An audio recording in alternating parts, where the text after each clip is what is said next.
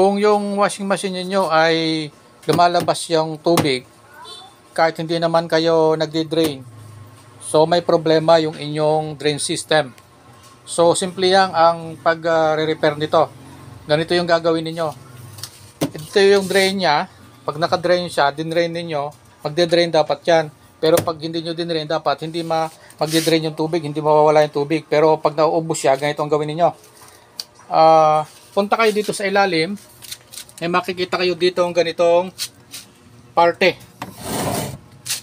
Mayroon itong tali pataas, nakakonect ito doon sa drain, selector drain.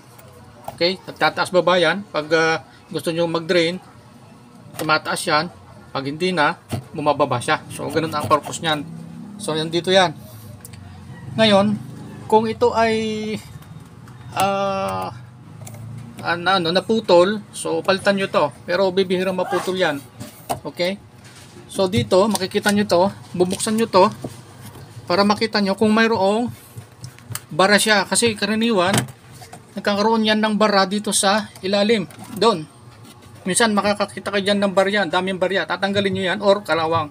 Galing yan doon sa mga damit na nilalaban natin.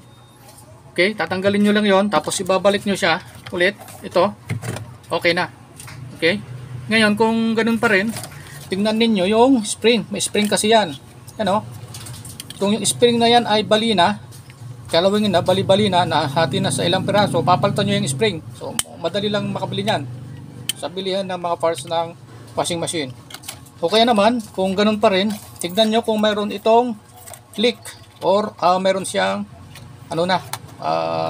tawag dito,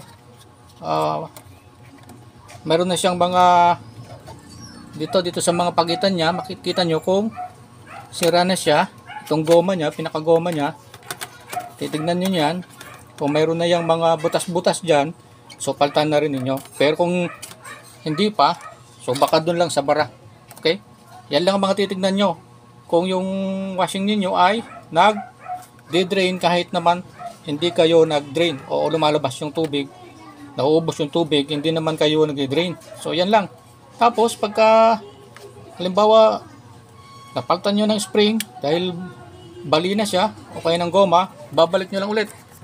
Okay? Babalik nyo lang ulit yan. Pag nabalik nyo ulit yan, okay na yan. Hindi na yan magde-drain yung inyong washing machine. Okay? Yan. Napakasimple lang. Kayang-kaya ninyo, hindi na kayo babayad. Singilin kayo dyan na mahal, kaya nyo repair ng ganyan, kaya dyan nyo palitan. Okay? So yan lang. Sana natuto kayo sa pinakita ko sa inyo na video. Okay? Kung paano mag-repair ng lumalabas yung tubig kahit hindi naman kayo nag-drain. Kahit anong klase ng washing machine, basta nandun sa baba yung drain system nya, ganun yung gagawin niyo.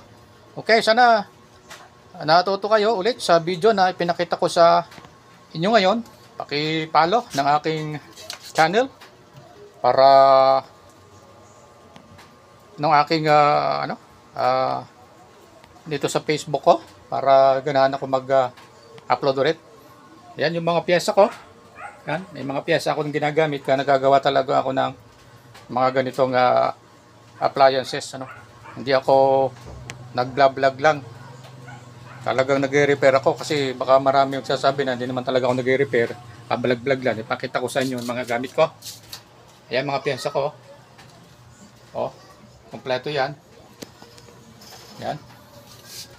So, titinda rin ako ng iba't ibang pan. Second hand at saka mga brand new. Okay? Sana nakinabang ulit kayo. Thank you sa inyong pagsuporta.